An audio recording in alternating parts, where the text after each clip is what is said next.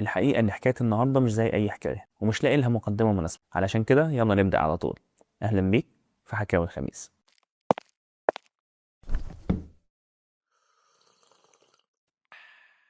علشان نفهم أي جريمة لازم نرجع لنشأة وبداية المجرم. مين هو جيفري إبستين؟ جيفري إبستين اتولد في سنة 1953 في بروكلين لعائلة عادية جدا زي أي عائلة. جيفري كان عبقري الرياضيات لكنه ما كملش تعليمه ووقف تعليمه عند المرحلة الجامعية، وبرغم كده وبقدرة قادر وبدون شهادة جامعية اشتغل في مدرسة دالتون، المدرسة المرموقة في نيويورك، مدرسة الأثرياء وأبناء النخبة. كانش عبقري الرياضيات بس، ده كان عبقري في التسلق كمان. في المدرسة اللي كان بيدرس فيها اتعرف على الشاب بيل بار اللي والده كان مدير المدرسة، ده اللي بعد كده بقى وزير العدل الأمريكي. وكمان من خلال الطلب عنده اتعرف على ألين جرينبرج، وعايزك تحفظ الاسم ده كويس جدا. إبستين بدأ يعمل علاقات وبدأ يمسك خيوطه، وإبستين كان شاطر جدا في الموضوع ده وكان عنده موهبة غريبة في معرفة نقطة ضعف الناس من أول نظرة. بس السؤال اللي حيرني واللي حيرك واللي حير الكل، إن إزاي مدرس رياضيات بسيط يوصل لكمية الفلوس والعلاقات دي، وإزاي دخل نادي المليارات من أوسع أبوابه. الحقيقة إن الحكاية بدأت لما اصطادوا ألين جرينبرج الحوت الكبير في بنك بير ستيرنز. جرينبرج انبهر بذكاء إبستين مع الأرقام وفتح له أبواب البورصة، وبدون أي مقدمات إبستين ساب التدريس واتجه لعالم الأموال. وده حصل لما جرينبرج أقنعه وعينه في البنك سنة 1976، وفي ظرف سنين قليلة جدا وفي نطة خيالية إبستين بقى شريك في البنك. لكن القفزة اللي بجد حصلت لما وقع في حباله ليزلي ويكسنر صاحب إمبراطورية فيكتوريا سيكريت، وفي ظروف غريبة إبستين ساب البنك. والأغرب كمان لما ويكسنر سلم إبستين مفاتيح خزائنه، وبتوكيل عام منه اداله القوة والسلطة اللي خلوه سمسار السلطة الأول في أمريكا. ومن هنا إبستين ما كانش بيدير أموال بس، كان بيدير أسرار أغنى أغنياء الكوكب. بعد كده إبستين ما بقاش ملياردير بس، إبستين أصبح ثقب أسود بيمتص أي حد يقرب منه. وفي سنة 1998 وبمبلغ 7.9 مليون دولار اشترى إبستين الجزيرة الملعونة في الكاريبي المسماة ليتل سانت جيمس، والمعروفة إعلاميا بجزيرة الخطيئة، وحط أول حجر أساس لمملكته الملعونة. ومن اللحظة دي بدأت عملية الإنشاءات الغريبة على الجزيرة، زي بناء معبد ذو قبة زرقاء بشبابيك وهمية، وحفر سراديب تحت الأرض، وحول الجنة الاستوائية دي لجحيم على الأطفال. كل ده تحت مظلة الجزيرة السياحية صاحبة الفندق المميز الفاخر، الجزيرة اللي كان بيمارس فيها أبشع جرائم التاريخ. بعد ما انتهى إبستين من تصميم الجزيرة بتاعته بدأ يصطاد ضحاياه، وطبعا ما كانش يقدر يعمل كده لوحده. وهنا يجي دور جيسلين ماكسويل. جيسلين ماكسويل بنت روبرت ماكسويل عميل الموساد الشهير اللي مات كمان في ظروف غامضة. إبستين وشريكته جيسلين كونوا شبكة صيد بشرية، اصطادوا بنات قاصرات لسه أطفال، بيغروهم بالفلوس والشغل والشهرة، ويقولوا لهم إنهم هيكونوا موديلز لبراندز كبيرة، أو هيشتغلوا في المساج لشخصيات مهمة جدا يتعرفوا عليهم ويوصلوا لمناصب عالية من طريقها. وجيسلين هنا كانت هي الوجه الناعم للشيطان، هي اللي كانت بتصطاد البنات من المدارس، وهي كمان اللي عرفت إبستين على الأمير أندرو وبيل كلينتون. جيسلين ما كانتش مجرد مساعدة أو شريكة، دي كانت هي المدير التنفيذي لعملية الابتزاز الدولي. الفرايس اللي اصطادوها ما كانوش بيشغلوهم عندهم، إبستين كان بيقدمهم هدايا لضيوفه، خسارات بيتم إغراءهم بالمال والشهرة علشان يتحولوا لضحايا في جزيرة الخطيئة، وعلشان يكونوا هدايا لضيوفه على الجزيرة. والشخصيات المهمة دي أو اللي هنقول عنهم الشياطين كانوا بينتقلوا للجزيرة عبر الطيارة الخاصة لإبستين، الطيارة المسماة لوليتا إكسبريس، اللي كانت بتنقل الشخصيات المهمة دي في سرية تامة. جيفري كان مخطط لكل حاجة كويس جدا، حتى النقل كان مسهله على ضيوفه. بس تفتكر ليه شخصيات وأسماء تقيلة زي بيل كلينتون والأمير أندرو يروحوا لواحد زي إبستين؟ والحقيقة إن السر ده اتجاوب عليه من الكاميرات. إبستين كان زارع كاميرات في كل أوض نوم في الجزيرة، وزارع كاميرات حتى كمان في بيوته في نيويورك وفي باريس. كان بيصور أسياد العالم وهم في وضعيات مخلة مع قاصرات، وبيصور جميع أفعالهم الشنيعة وميولهم الغريبة اللي اتذكرت في تقارير اتنشرت في سنة 2026 وهنذكرها كمان شوية. كل ده علشان تبقى دي الضمانة بتاعته، علشان محدش يقدر يلمسه، لأنه ببساطة ساعتها لو اتكشف اللي هو بيعمله هياخد العالم كله معاه. لكن الحقيقة إن الغلط ما بيكملش، وبداية النهاية كانت في سنة 2005 لما أم بلغت إن بنتها بيتم التحرش بيها من قبل إبستين. ومن هنا بدأت المصايب تتكشف وبدأت كرة التلج تكبر أكتر وأكتر. واللي يأكد لك الكلام ده اللي حصل في سنة 2008 لما اتقبض على إبستين بتهمة التحرش واستغلال ل 36 بنت. لكن الغريب ان القانون انحنى قدامه. المدعي العام وقتها عمل معاه اتفاقيه سريه، وبصراحه الاتفاقيه دي انا بشوفها مضحكه جدا. سجن سنه وشويه مع حق الخروج اليومي. تخيل بيطلع يمارس حياته كل يوم ويرجع يبات في السجن، زي ما يكون السلطه بتوجه له رساله احنا بنحميك علشان انت تحمينا.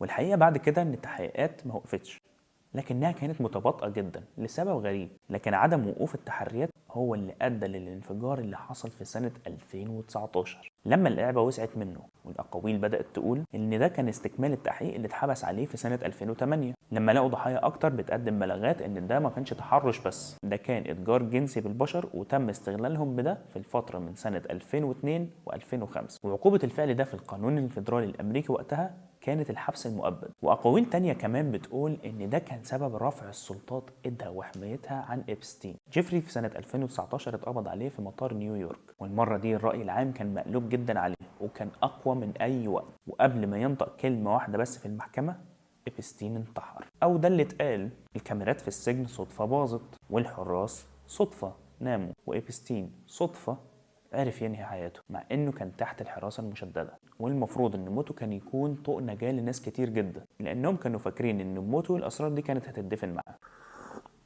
لكن في يناير 2024 حصلت الزلزلة. القضاء الامريكي قرر يفرج عن وثائق قضية جيسلين ماكسويل اللي كانت شريكته، اللي القضاء حكم عليها في سنة 2022 ب20 سنة سجن. وجيسلين كان ممكن تتكلم، لكن وقتها هي فضلت السكوت عشان عارفة ان كلامها تمنه حرب عالمية. وظهرت في الوثائق اللي اتنشرت دي مئات الصفحات اللي فيها أسماء واضحة وصريحة وشهادات مرعبة من الضحايا. الوثائق دي أظهرت للعالم وقتها إن الموضوع ما كانش انحراف شخصي، ده كان نظام عالمي شغال بالابتزاز والدموع. لو فاكر إن الحكاية خلصت بحبس جيسلين وموت إبستين في زنزانته، تبقى لسه ما تعرفش اللعبة بتدار إزاي. إحنا النهاردة في سنة 2026، والسنة دي بدأت بانفجار. وزارة العدل الأمريكية بعد ضغط سنين من الرأي العام فتحت الخزنة ورمت للرأي العام أكتر من 3 مليون وثيقة. 3 مليون وثيقة وصورة وفيديو. انت متخيل الرقم؟ 3 مليون ورقة بتحكي ازاي العالم كان بيتم التحكم فيه من أوضة في جزيرة.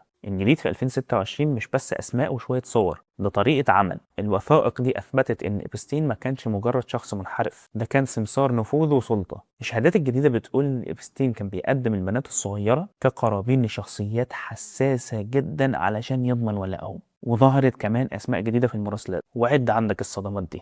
إيمانويل ماكرون. الوثائق أثبتت إنه كان بيطلب استشارات ومساعدات شخصية من إبستين قبل ما يوصل للرئاسة وبعدها. إيلون ماسك. ظهرت مراسلات بإقامة حفلات في الجزيرة، رغم إن إيلون ماسك بيحاول يبرئ نفسه، لكن ظهور اسمه حتى في الإشاعات ده بيهز صورته جدا. بيل جيتس.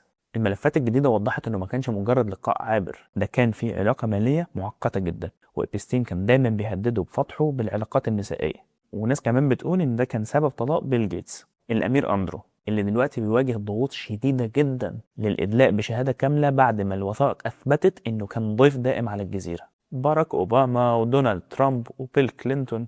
الأسماء دي اتكررت آلاف المرات في الملفات. الوثائق أثبتت إن إبستين كان بيستغل علاقاته الإسرائيلية وخصوصا بالموساد كغطاء لنشاطاته، لدرجة إن في تقارير بتقول إن الجزيرة كانت فرع استخباراتي بيمولوا ناس تقيلة جدا لحد علماء ومستشارين من البيت الأبيض. والصدمة الأكبر في 2026 هي فضيحة التستر اللي حكينا عليها. الوثائق أثبتت إن مكتب التحقيقات الفيدرالي كان عنده معلومات وتقارير من سنة 2002 و2005، بس كان في يد خفية دايما بتفرمل التحقيقات دي، وكان دايما بتتدخل كل ما الموضوع يقرب للحقيقة. وكمان ظهر صور وفيديوهات كتيرة جدا تم التعتيم على وشوش الضحايا فيها، بيثبت إن كل اللي كان بيحصل في الجزيرة وخصوصا المعبد كانت أمور مرعبة جدا. والغريب إنها مصورة بجودة عالية، والهدف الواضح منها إنه كان الابتزاز وبس. الضحايا وصفوا إن الطقوس دي كانت مرعبة، والطقوس دي ما كانتش مجرد جنون، دي كانت هندسة نفسية. الضحايا وصفوا إن الضيوف من علية القوم كان دايما بيلبسوا أردية لونها أسود مع أقنعة ذهبية، والهدف منها ما كانش التخفي لأن الكل كان عارف بعضه، لكن الهدف كان نزع الإنسانية منهم. لأن إبستين كان بيقنع ضيوفه إن هم آلهة، إن هم فوق القانون، وإن اللي بيعملوه جوه المعبد ده قربان بيقدموه عشان يزيدوا قوة ونفوذ. وفي شهادة صادمة من وثائق 2026 وصفت إحدى الضحايا طقس اسمه طقس الترسيم. كان إبستين بيجبر فيه البنات في إن هم يقفوا في حلقات دائرية وهم رافعين أو شايلين شموع سوداء، بينما الضيوف بيراقبوا من فوق في شرفات وأوض داخلية وكأنهم في مسرح روماني قديم. وكانت بتشتغل موسيقى معينة، والصدمة الأكبر كانت في الموسيقى اللي بتشتغل. بعض الفتيات وصفوها إنها ترددات صوتية مزعجة جدا، وقيل إن الموسيقى أو الصوتيات دي كانت بتسبب حالة من الهلوسة والتوتر للضحايا علشان يبطلوا أي مقاومة ويفقدوا التركيز. الضحايا في 2026 حكوا أهوال محدش يتخيلها. فيرجينيا جوفري قالت إن المعبد كان فيه سجاد أحمر ملكي وكاميرات مستخبية ورا البراويز المتعلقة بتصور أسياد العالم، بتصورهم هم بيغتسبوا الأطفال وبيعينوهم وبيعملوا ممارسات شنيعة. وكمان بيقولوا إن هي صورتهم وهم بياكلوا بعض لحوم الأطفال. كملت فيرجينيا وقالت إنها ما كانتش مجرد ضحية، دي كانت بضاعة بيتم تداولها بين الملوك والرؤساء. بتقول إن إبستين كان بيبص لها ويقول لها أنت هنا علشان تخدمي الناس اللي بيقرروا مصير العالم. فيرجينيا كمان حكت إنها إزاي أجبرت على إقامة بعض العلاقات الغريبة مع الأمير أندرو، وقالت إن المكان كان كله كاميرات علشان يصور أي نفس بيتاخد على الجزيرة. ضحية تانية اسمها سارة اعترافها لسه منشور يا دوب من أيام، بتقول إن إبستين كان بيفتخر قدامهم إن هو اللي بيعين بعض الرؤساء في دول معينة. تخيل. بتقول إن إبستين كان بيوريهم صور وفيديوهات لشخصيات مهمة جدا وهم بيبكوا قدامه وبيدللوا له علشان ما يفضحهمش. ويمكن ده تفسير للي حصل لإبستين في 2008 لما خد حكم مضحك، لأنه وقتها كان ماسك الكل من إيديهم اللي بتوجعهم. والموضوع ما وقفش لحد هنا كمان. الوثائق أثبتت عن وجود أقبية وأنفاق تحت الأرض متصلة بالمعبد كان بيحتجز فيها البنات اللي بيحاولوا المقاومة والهرب. والصدمة كمان إن كان في ضحايا بتقول إن هناك كمان كان بيتم طقوس غريبة جدا، حاجات تشبه عبادة الشيطان وتقديم قرابين بشرية، والهدف منها كان كسر نفسية الضحايا علشان يتحولوا لعبيد لخدمة النخبة. انت متخيل ان علماء زي ستيفن هوكينج ظهرت ليهم صور هناك؟ ايه اللي يودي عالم مكان زي ده الا لو كان فيه طقوس وسحر معين هناك؟ والطقوس الغريبة كمان ما وقفتش. في مكتب إبستين التحقيقات لقت كرسي أسنان، لكنه ما كانش للعلاج، كان لتثبيت الضحايا وحقنهم بالمخدرات. ولقوا لوحة متعلقة لبيل كلينتون لابس فستان أزرق وجزمة حمراء، رسالة واضحة وصريحة من إبستين لكل ضيوفه: أنا مصوركم وأقدر أنهيكم. حتى ترامب اللي رجع للبيت الأبيض اسمه ظهر في ملفات 2026 أكتر من 20 مرة في سياقات مختلفة، وده اللي خلى الخناقة في أمريكا تولع، والكل بقى يتهم الكل إنه صاحب إبستين. بقت معايرة هناك. وفي وسط الزيطة دي والدربكة خرج شقيق إبستين بتصريح هز الدنيا وقال: أخويا ما اتقتلش عشان اللي عمله، أخويا اتقتل علشان اللي كان لسه هيقوله على الناس دي. وهنا يجي سر أخو إبستين، مارك ظهر في يناير وفبراير السنة دي بتصريحات قلبت الموازين. مارك بيقول إنه معاه تقرير تشريح جثة جديد ومستقل. مارك أكد إن جيفري قال له قبل ما يموت: أنا لو اتكلمت نص حكام العالم هيلبسوا بدلة السجن. الحمد لله إن حكامنا العرب ملهمش في القذارة والوساخة دي. مارك دلوقتي بيطالب بفتح تحقيق بالقتل العمد مش الانتحار، وبيقول إن الكاميرات اللي بضت في السجن ما كانتش صدفة، كانت عملية تصفية بأوامر عليا. وأخطر كلمة قالها لما قال إن جيفري كان عميل، والعميل لما ورقتهم بتتحرق بيتمحوا من الوجود. المرعب في أحداث 26 إن الضحايا خرجت بتقارير بتقول إن الحكومة ضحكت عليهم. قالوا إن نشر الملفات بالشكل العشوائي ده كشف هوية الضحايا وعرضهم للخطر، في حين إن لسه أسماء تقيلة جدا أساميها متشخبط عليها بالحبر الأسود.